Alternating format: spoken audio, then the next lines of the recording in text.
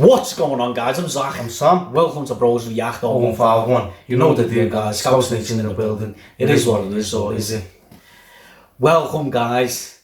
This is a video about the amazing Karen Carpenter. Well, it's not a video, it's about getting to know Karen Carpenter. So we're going to go on Wikipedia and we're going to find, about her life. Insight. Yeah, about an insight of her life. Yeah. Do you know what I mean? Because we did react to a few of their videos, do you know what I mean? And we didn't do the work. Yeah, so this is just a video about getting to know Karen Carpenter. So let's check up on Wikipedia, guys, and see how, Karen Carpenter was like when she was growing up and things like that. Do you know what I mean? So let's go. Let's go. So full name is Karen Ann Carpenter. Was born on March the 2nd, 1950. Wow.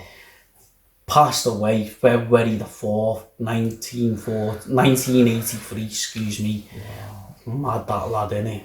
Short life lad, innit? So sad. Was an American singer and drummer who, along with her older brother, Richard, was part of the duo, the Carpenters. We all know. There was a brother and sister. That band was amazing, what they had. There was a band together. Yeah. It's amazing that lad, innit?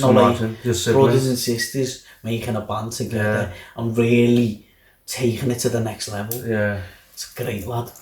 So she was praised for a 3-octave contralto vocal range. Her drumming ability were viewed positively by other musicians and critics. Wow. Her struggles with eating disorder would later raise awareness of anorexia and body dysmorphia. I can't even pronounce it.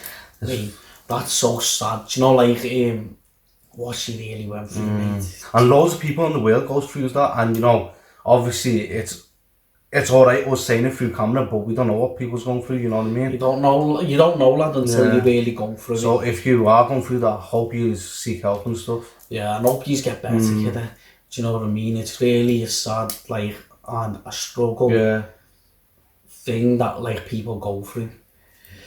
Carpenter was born in New Haven, Connecticut, and moved to Downey, California in 1963 with her family. She began to study the drums in high school and joined the Long Beach State Choir after graduating. After several years of touring and recording, the Carpenters were signed to A&M Records in 1969, achieving commercial and critical success throughout the 1970s. Initially, Carpenter was the band's full-time drummer, but gradually took the role of frontwoman the late 1970s. So she was the proper drummer first. She went the front. No wonder people saying that, Yeah. So she later on invented into being the front vocalist, the lead singer.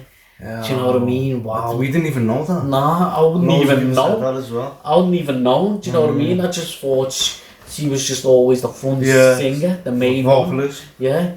So you learn something every day. See, if you don't really search about the artist, you don't really know the history about how they started and what led them to become where they are. Do you know what I mean? So successful. Wow, the lead singer. So where are we now? She began to study drums in high school and joined the Long Beach State Choir. That one. Oh yeah, the choir. No, we're on what is it called? 7 years. Initially, she was, where are we? Critics. Usually, full-time drummer, but gradually took the role of frontwoman. Drumming was reduced to a handful of live showcases of tracks on albums. While the Carpenters were on hiatus in the late 1970s, she recorded a solo album, which was released years after her death. Wow. So she recorded the album, but was released years later after her death. Wow. So she didn't have that chance. She didn't see that success. she didn't have that chance to like see everything in it. Do you know what I mean? Maybe because she was so busy to release it herself at that time because she was with the band, you know, like with the Carpenters, do you know what I mean? And she didn't get that chance. It's so sad, mate. Briefly married in the early 1980s, Carpenter suffered from anorexia nervosa, which was little known at the time. Her death from heart failure at the age of 32. Oh my days, that's so young. I'm 31, mate. Yeah. And she passed a year later. Wow. Do you know what I mean? Your life just really begins in your 30s, mate, like properly. Do you know what I mean? That's what they're saying, dirty 30s. Related to complications of her illness led to increased visibility and awareness of eating disorders. Her work continues to attract praise, including being listed among Rolling Stone's 100 greatest singers of all time. Wow, go down, lad. But how come he always says Rolling Stone? Is that a magazine or what is it? How come he always says... Yeah, it might be like the Rolling Stones of the magazine or like their own, do you know, like get it. Hall of Fame thing. Yeah, do you know because it always says Rolling Stones as well. Yeah, so it's one of them, lad. It's one in California. So, okay, we're going to the early life. Karen Ann Carpenter was born, well, we know, March the 2nd, 1950, at Grace New Haven Hospital in New Haven, Connecticut. The daughter of Rue. Nee Tatum, March 5th, 1915, November the 10th, 1996. And Harold Bertram Carpenter, November the 8th, 1908. Ooh. Wow. Do you know how that feels? October the 15th, 1988. Harold was born in Wuzhou, China. China? Wow. Where his parents were missionaries. He was educated at boarding school in England. Whoa. He was educated in England? Yeah. Wow. Before finding work in the printing business. Carpenter's only sibling, Richard the Elder, by the 3 years, developed an interest in music at the early age, becoming a piano prodigy. Karen's first words were bye-bye and stop it. Wow.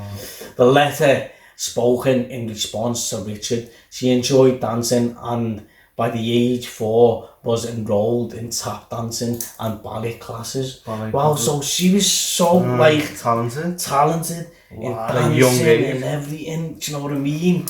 Wow. At a young age. The family moved in June 1963 in the Los Angeles suburb of Downey. After Harold was offered a job there by a former business associate, Carpenter's entered Downey High School in 1964 at the age of 14 and was a year younger than her classmates. She joined the school band initially to avoid gym classes. Bruce Gifford, the conductor who had previously taught her older brother, gave her the glockenspiel, an instrument she disliked. And after admiring the performance of her friend and classmate drummer Frankie Chavez, who had been playing from an early age and idolising jazz drummer Buddy Rich, she asked if she could play those instead. Carpenter wanted the Ludwig drum set because it was used by her favourite drummer Joe Morello and Ringo Starr. Wow, so they was her favourite. She looked up to. Chavez persuaded her family to buy her a $300, the equivalent of $2,500 in 2019. Wow, that much cost now. Wow, the Ludwig kit, and he began to teach her how to play. Her enthusiasm for drumming led to teaching herself how to play complicated lines and studying the difference between traditional and matched grip. Within a year, she could play in complex time signatures such as the such as the 5/4 in Dave Brubeck's Take 5. Carpenter was initially nervous about performing in public, but said she was too involved in the music to worry about it. She graduated from Downey High School in the spring of 1967, receiving the John Philip Sousa Band Award, and enrolled as music major at Long Beach State, where she performed in the college choir, where Richard, the choir's director, Frank Pooler, said that Karen had a good voice that was particularly suited to pop, and gave her lessons in order for her to develop 3-octave range. Wow. Shout out to him, lad, Frank Pooler.